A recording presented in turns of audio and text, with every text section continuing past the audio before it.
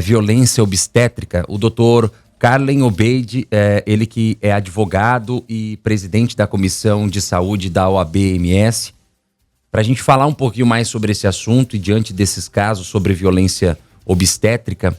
Doutor, muito obrigado pela sua presença aqui. Eu já começo perguntando para o senhor o que é exatamente essa violência obstétrica. Bom dia, bem-vindo. Muito bom dia, Bruno. Bom dia a todos que trabalham aqui na Rádio Massa FM. Bruno, muito embora o Conselho Federal de Medicina ele não define, né, o que é violência obstétrica, ele diz, né, que não está relacionado a um ato médico em si. As associações que defendem as mães vítimas, né, de falhas, né, desses atos desumanos, definem essa terminologia de violência obstétrica como sendo qualquer forma de abuso. Veja bem, a gente não está falando somente da relação médico-paciente. Aqui nós estamos falando da relação total, desde a chegada dessa mãe, dessa gestante à maternidade, né, até o parto e o pós-parto propriamente dito, seja ele cesárea ou seja ele normal. Então é qualquer forma, ato desrespeitoso, um ato que gera algum abalo psicológico, algum dano de fato a essa mãe, é considerado como um ato de violência obstétrica. Doutor, e a gente tem leis específicas, então, sobre esse tema no Brasil? O senhor acredita que o que existe hoje é suficiente ou o país precisa avançar para proteger e trazer mais clareza, mais luz sobre este tema tão importante? É preciso muito diálogo sobre esse tema, até porque, como eu lhe disse, né, não há uma legislação específica, não há na instituição jurídica o termo violência obstétrica, né? Então, aonde essa mãe ela se ampara, né? Em legislações como na própria Política Nacional de Humanização do SUS, que prevê justamente a humanização do parto, a necessidade dessa instituição de saúde abraçar. Veja bem, Bruno, nós estamos falando talvez da maior condição de hipervulnerabilidade do ser humano. Se formos refletir, essa condição, a condição do parto, é a maior situação de hipervulnerabilidade que o ser humano ele acaba passando, que a mãe acaba passando. É uma condição onde ela de fato está entregue a outra pessoa. Não vejo uma outra situação de hipervulnerabilidade maior do que esta. Então, nós temos, por exemplo, a política pública, né, do Sistema Único de Saúde, nós temos a lei do acompanhante. E qual é, na verdade, a maior força do acompanhante? É para ele presenciar os atos? Não, é para ele trazer uma segurança emocional à mãe, àquela gestante, porque ele é o porto seguro emocional dessa gestante. Nós temos a lei do acompanhante, nós temos a própria lei da Maria da Penha, né, que é uma lei específica que também ampara, e em alguns contextos, né, o Código de Ética Médica.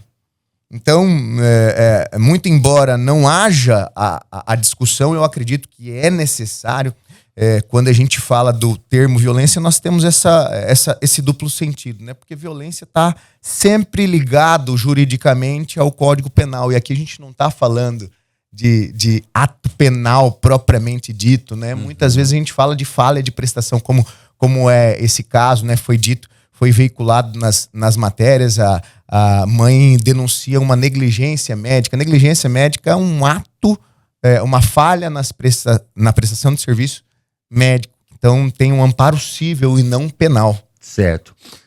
Doutor, o que o hospital ou a maternidade ali deve fazer ao receber uma denúncia desse tipo, né?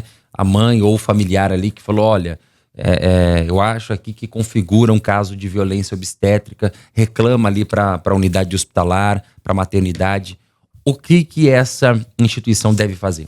uma vez havida a denúncia de uma mãe, né, sobre esse ato de violência obstétrica, eu digo que a primeira coisa a ser feita é cuidar dessa mãe, para que as perdas e que os prejuízos que essa mãe vem sofrendo, o abalo psicológico que essa mãe vem sofrendo, seja dirimido.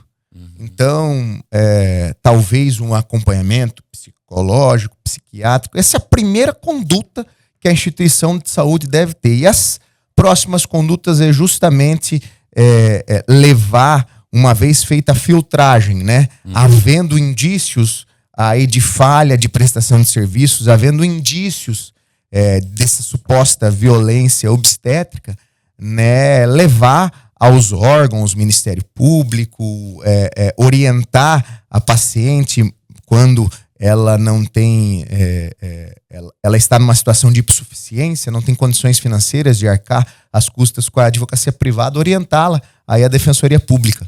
Muito bem. Doutor, a OAB tem acompanhado, a OAB de Mato Grosso do Sul, esses casos? Há muitos casos também em relação, envolvendo a maternidade Cândido Mariano, em alguns casos que tem sido noticiado nos últimos meses aí, enfim. A OAB-MS tem acompanhado de perto para tentar entender, para tentar orientar e ajudar, e identificar e responsabilizar também? A nossa comissão temática, ela representa a OAB no Comitê de Saúde do Tribunal de Justiça de Mato Grosso do Sul, né, que representa um Fórum Nacional de Saúde, FONAJUS, do CNJ. E a gente, dentro da nossa competência, vem debatendo o tema, vem trazendo a necessidade de se discutir esse tema e avaliar se dentro dessas leis específicas a mãe ela está suficientemente amparada. E, obviamente, que nós temos aí as instituições de caráter fiscalizatório, né, o Ministério Público Estadual, a própria Defensoria Pública, né, representando essas mães que não têm a condição suficiente, digamos assim, né? Eles têm acompanhado de perto esses casos, né? E a OAB fazendo o papel dela, que é justamente fomentar essa discussão temática para que a gente possa trazer as garantias constitucionais para a população. Doutor, para a gente fechar aqui, qual seria o caminho legal, o canal ideal de denúncia, para caso seja registrado a violência obstétrica, ou a mãe sinta prejudicada no parto ali, ou que algo não saiu como deveria acontecer? Existe um canal onde essa mãe deve entrar em contato, procurar denunciar e registrar? Bom, essa mãe, quando ela é exposta a uma situação dessa, a primeira coisa que deve se fazer, né, é saber se de fato ela vai ter condições de fazer essas denúncias. Então, ela não tendo essas condições, o acompanhante, quais são as medidas que o acompanhante pode tomar, né, para ajudar essa mãe vítima de violência obstétrica. O primeiro de tudo é fazer uma denúncia junto à instituição de saúde, a ouvidoria da instituição de saúde, né?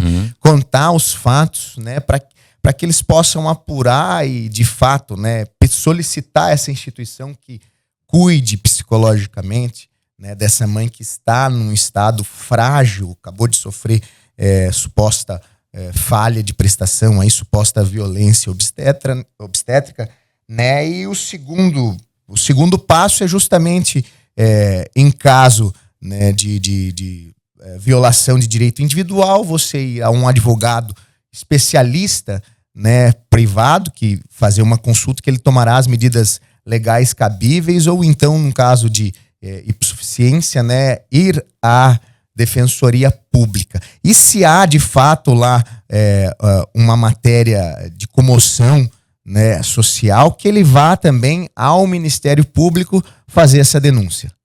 Muito bem, agora às 7h17, conversei com o Dr. Carlen Obeid, ele que é advogado e presidente da Comissão de Saúde da OAB de Mato Grosso do Sul. Doutor, muito obrigado pela sua participação. É uma honra. Obrigado, Bruno. Obrigado a todos da equipe Massa FM.